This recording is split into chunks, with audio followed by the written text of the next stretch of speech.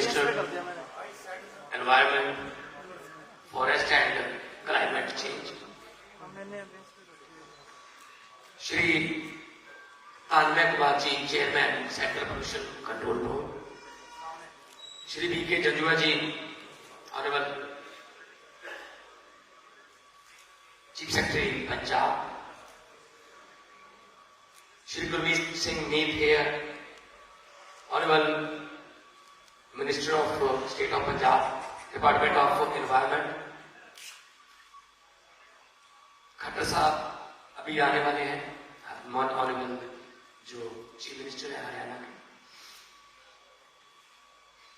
श्री जयप्रकाश दलाल जी, honourable agriculture minister, जो ये function जो हो रहा है उसमें सभी का कंसेंट जो है वो हमें चाहिए, Shri doctor MM Kutty, chairperson commission for air quality management, Shri Sanjeev Kaushal ji, chief secretary government of Haryana, Naresh Pal Gangwat ji, additional secretary ministry of environment, forest and climate change, government of India, और जितने भी NGOs, जितने भी मंचेस को आप रिप्रेजेंट करते हैं, आप सबका बहुत बहुत धन्यवाद भी है। आपका चला हुआ एक कदम हमारे सर माथे पर, आप लोग यहां इस जागरूकता मुहिम में पहुंचे, यहां से बहुत कुछ सीख कर इसको मल्टीप्लाई करना है नॉलेज शेयरिंग में।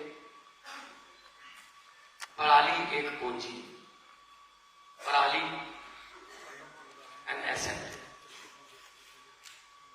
कई सालों से पराली जो है वो नॉर्थ इंडिया का बहुत बड़ा मुद्दा है,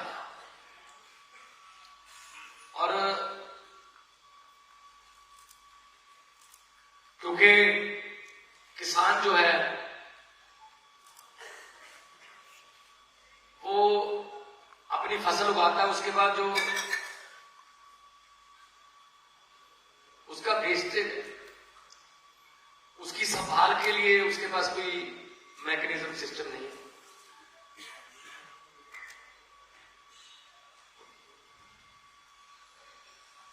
हमारे बीच में मुख्यमंत्री हरियाणा माननीय श्री मनोहर लाल खट्टर जी पधार चुके हैं। उनका स्वागत करिए।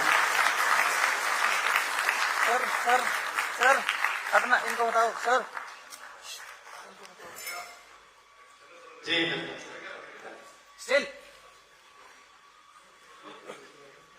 बहुत लंबी उम्र है आपकी, अभी भी मैंने आपका नाम लिया तो आपका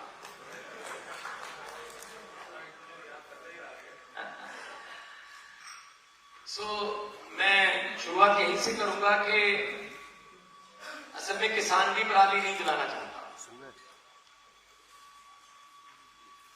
क्योंकि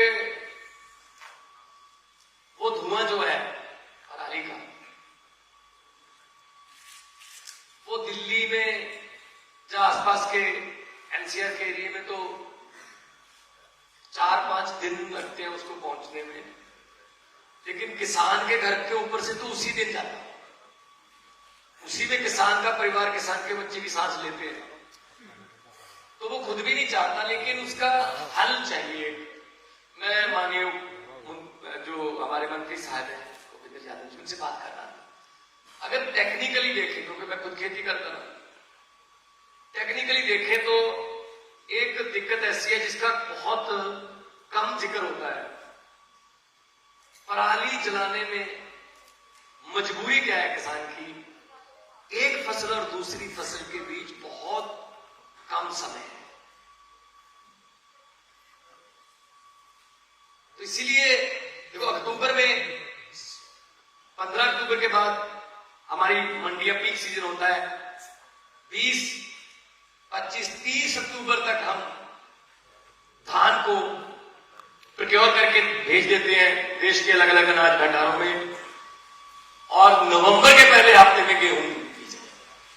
7 दिन 10 दिन लगा, तो 10 दिन में कुछ भी नहीं कर सकता, ना तो खुद उठा सकता उसको, ना तो उसके पास कोई ऐसा मैकेनिज्म हो कि उसको कहा जाए कि तू एक जगह पे इसको रख ले, तुझे सर्टन अमाउंट दी जाएगी, जितना तेरा लेबर लगेगी इसको एक जगह पे रख ले। जैसे हम गेहूं का जो जिसको तूड़ी बोलते हैं पंजाबी में, वो सोने के भाव बिकती है, जैसे उसका कुप लगाते हैं, उसी तरह अगर पराली का लग जाए तो गवर्नमेंट उनको श्योरिटी दे, सेंट्रल गवर्नमेंट और स्टेट गवर्नमेंट मिलकर, कि हम इसको उठा लेंगे, आपकी जगह भी फ्री हो जाएगी, आप उसमें कुछ और भी बीज सकते हो, कुछ सब्जियां या कुछ और,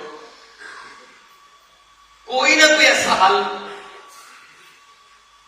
क्योंकि वो खुद भी नहीं चाहता। नंबर 2, जो कंपनियां आ रही हैं पराली से बायोगैस, खाद, बिजली का भी प्रावधान है, लेटेस्ट टेक्नोलॉजी आ गई है, हमारे पास है पंजाब में कंपनियां। अभी रिसेंट अगर मैं कहूं तो नेहरा काका के पास वर्बियो जर्मनी की कंपनी है, वर्बियो ने अपना प्लांट लगाया सर, 1 लाख मीट्रिक टन एक साल में चाहिए उनको पराली, 47,000 एकड़ में वो पराली जलने नहीं देते।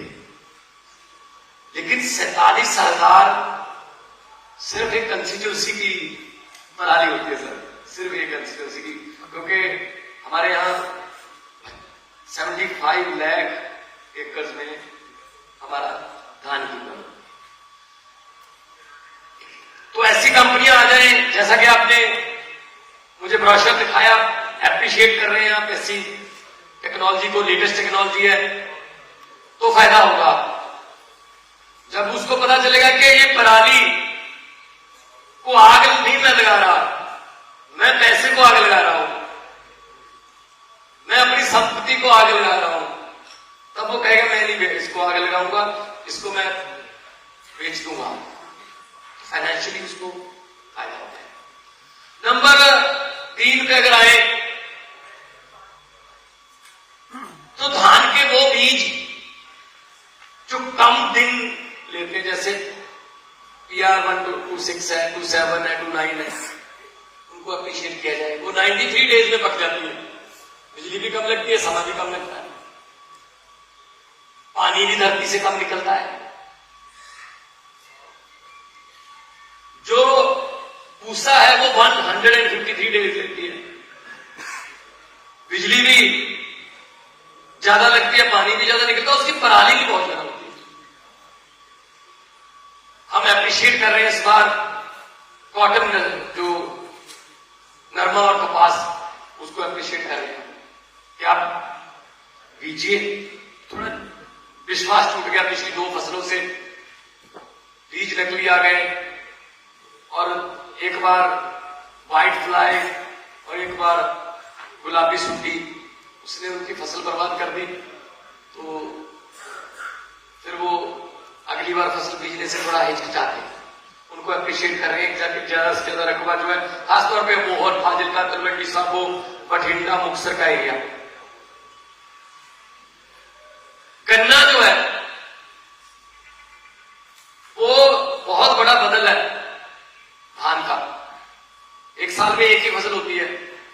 गन्ने का भी वही प्रॉब्लम है, गन्ना हमारे बहुत अच्छा हो सकता है, कोई पंगा है, 10-10 किलोमीटर की लाइनें लगती हैं, गन्ने की पर्ची बनती है ब्लैक में, उसके बाद मिल वाले जो है, प्राइवेट मिल वाले, वो पैसे नहीं देते। यही यूपी में हालात है सर, ये हमारे यहाँ। तो वो कहते हैं हमें चीनी बेचने दो, वो कहते हैं हम यहां से आप कुछ बाहर निकलने नहीं देंगे। तो ये जो तालमेल है वो बैठ नहीं पा रहा गन्ना। तो गन्ना को हम इस बार हमने शुगरफेड ने पहली बार हुआ है कि सारे पैसे दे दिए, हमने 380 रुपए क्विंटल पूरे देश में सबसे ज्यादा हमने भाव दिया। और प्रोसेसिंग की तरफ अगर हम ध्यान दें, पठानकोट से ज्यादा मीठी लीची नहीं हो सकती जी, अगर लीची को प्रोसेस कर लें। अबोहर फाजिलका के किन्नूज को प्रोसेस कर दिया जाए, जलंधर के पोटैटो एंड टमाटो, कपूरथला का गार्लिक, पल्सेस, सनफ्लावर, मक्की, बाजरा, कौन सी फसल है जो पंजाब में उग नहीं सकती? पंजाब में कोई ऐसी फसल नहीं जो पंजाब में उग नहीं सकती, इतनी फर्टाइल लैंड है। लेकिन टेक्निक चेंज करनी पड़ेगी। धरती की उपजाऊ शक्ति में कोई कमी नहीं आई, लोगों की मेहनत में कोई कमी नहीं आई, बहुत मेहनती लोग रहते हैं यहाँ, लेकिन टेक्निक अपडेट करनी पड़ेगी। अब बीजने के तरीके बदल गए, फसल को स्प्रे करने के तरीके बदल गए, उनको मंडी में लेके जाने के तरीके बदल गए, ऑनलाइन हो गया सब कुछ।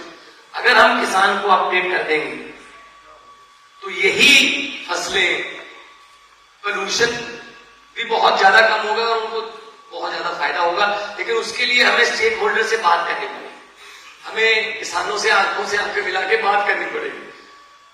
अभी क्या चलता है, इससे पहले क्या चलता है, मैं तो खुद गांव में रहा हूं, कोई फसल को सुंडी लग गई, नरमे को या गेहूं की फसल को, कोई खेतीबाड़ी अफसर या कोई पीएयू की तरफ से कोई नहीं आता गांव में कि ये इस किस्म की एक सुंडी की खबर आई है, इस पे आप ये स्प्रे कीजिए।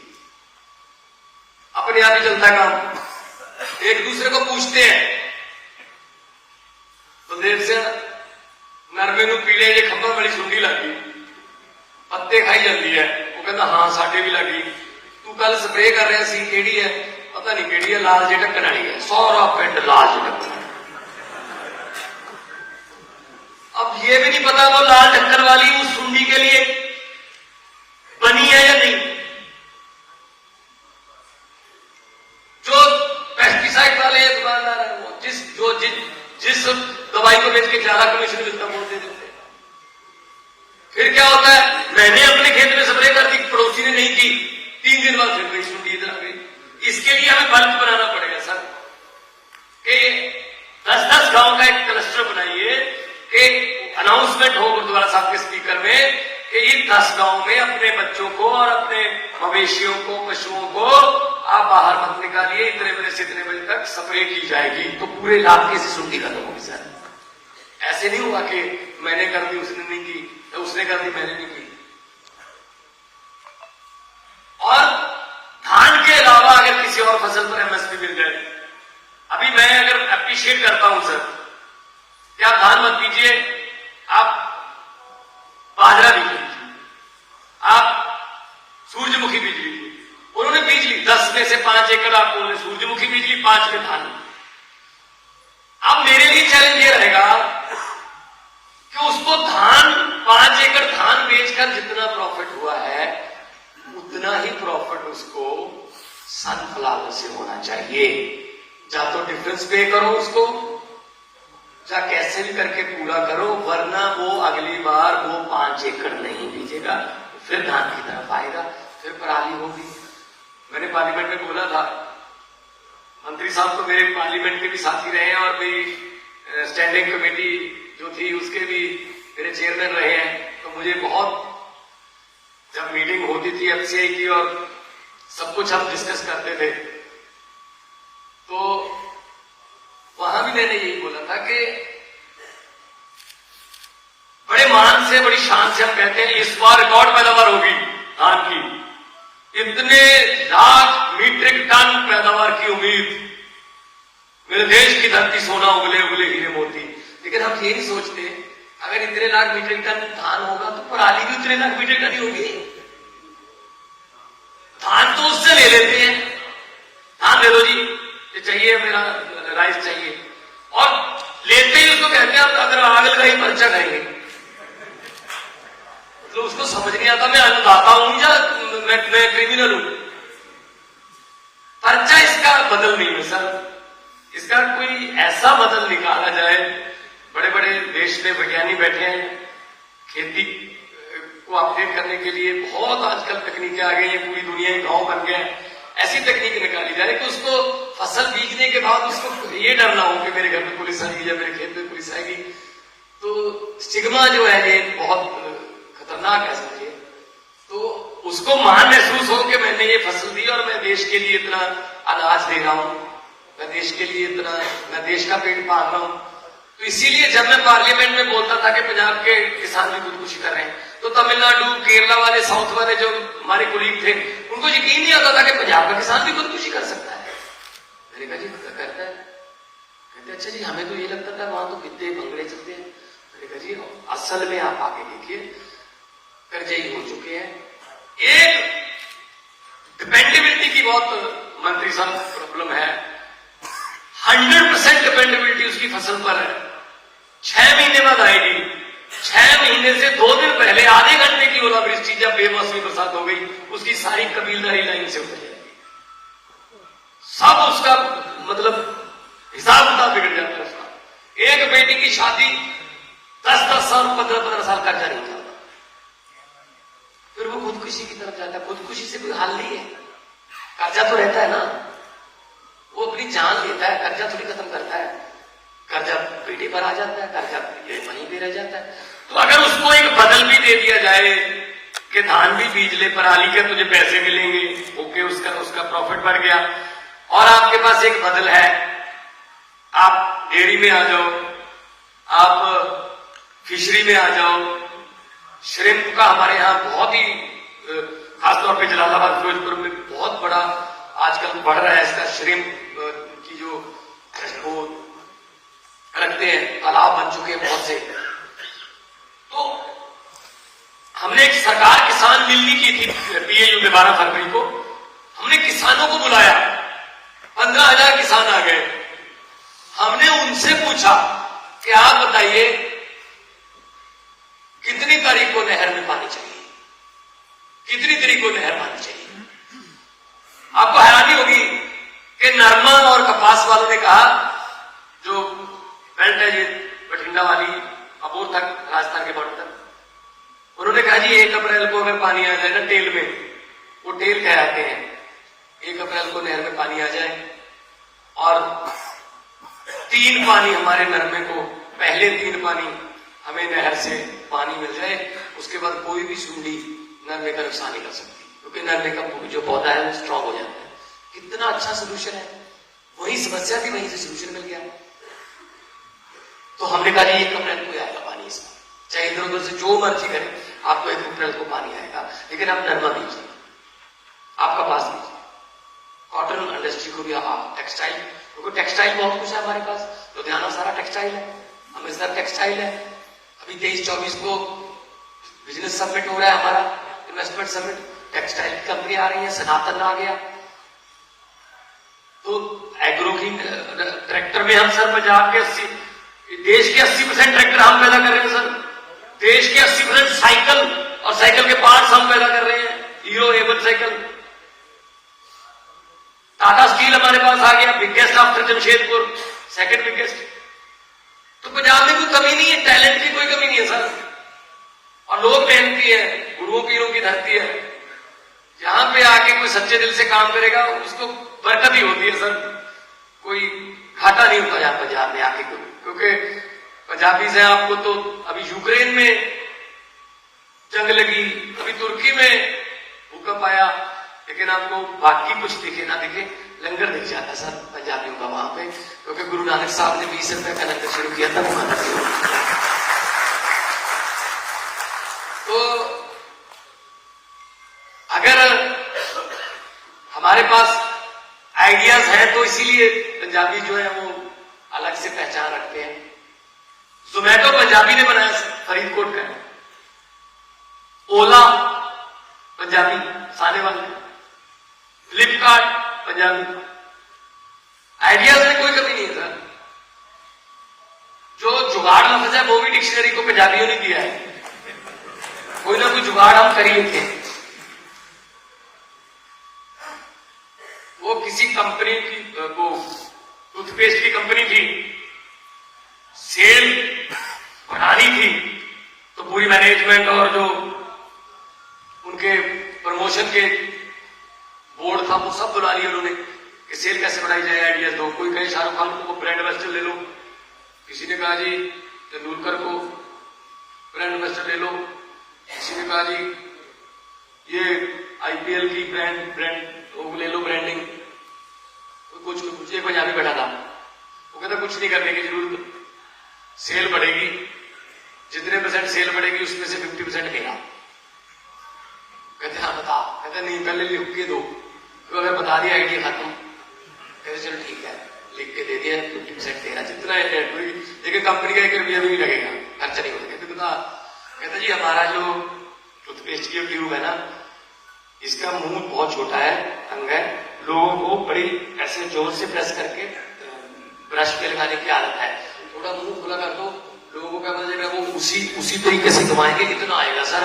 और कभी भी आप बता दो, कभी आपके पास पेस्ट ज्यादा आ गया, आपने वापस जाना कभी नहीं, चलो आ गया फिर, चलो कोई बात नहीं। तो जितनी सेल बढ़ी उसमें से आधा उसका। ये पंजाबियों के idea sir, we are global citizen sir. Punjabi एक ऐसी, हम ग्लोबल सिटीजन है, और पंजाब एक ऐसी स्टेट है जिसकी फ्रेंचाइज भी है। वैंकूवर में एक पंजाब बसता है, टोरंटो में एक पंजाब बसता है, Edmonton, Calgary, Melbourne, Sydney, Perth, Brisbane, Singapore, Malaysia, London, जहां जाओगे पंजाबी मिलेंगे आपको, कामयाब पंजाबी मिलेंगे, भीख मांगते हुए नहीं मिलेंगे, कामयाब पंजाबी मिलेंगे। बस थोड़ा सपोर्ट चाहिए। वो सपोर्ट अगर आप दे रहे हो सर, मेरे पास एक इंडस्ट्रियलिस्ट आए, कहते जी मैं इतने पैसे इन्वेस्ट करूंगा, इतना रोजगार जनरेट होगा, मुझे सरकार की, गवर्नमेंट की सपोर्ट चाहिए। मैंने कहा जी दे देंगे। कहते जी पहले वाली सरकारों ने दी नहीं। मैंने कहा जी दे देंगे, सपोर्ट दे देंगे, कोई प्रॉब्लम नहीं। नहीं सर सपोर्ट तो मुझे चाहिए। मैंने सपोर्ट दे देंगे। नहीं सर पक्का बात है, सपोर्ट देंगे। मैंने कहा क्या सपोर्ट मांग रहा होगा? जैसे सर कहेगा बिजली का टैरिफ कम कर दो, CLU में हमें थोड़ा छूट दे दो, या जमीन की लीज कम कर दो, और क्या छूट मांग रहा होगा? मैंने कहा क्या, किस what kind of support you need? कह रहे बस तंग मत करना, ये सपोर्ट चाहिए। तो सर हमें भी सपोर्ट चाहिए,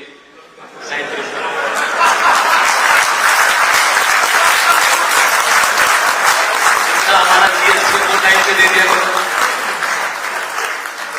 जितना हमारा टैक्स बनता है वो टाइम पे दे दिया करो, रूरल डेवलपमेंट फंड के पैसे कुछ पड़े हैं वो दे दीजिए।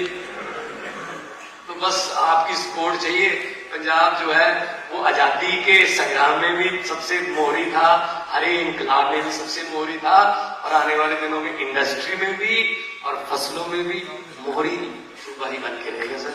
बहुत बहुत मेहरबानी, आप लोग पंजाब की धरती पे आए, आपका दिल की गहराइयों से स्वागत है, बहुत बहुत मेहरबानी। मैं तो यही कहूंगा कि लंबे सफर को मीलों में मत बांटिए, लंबे सफर को मीलों में मत बांटिए, कौम को कबीलों में मत बांटिए। एक बहता दरिया है मेरा भारत देश, इसको नदियों और झीलों में मत बांटिए। इकट्ठे रहिए सारे, कोशिशों को भाईचारा बना रहे, और देश हमारा दुनिया में चमकता सितारा। बहुत बहुत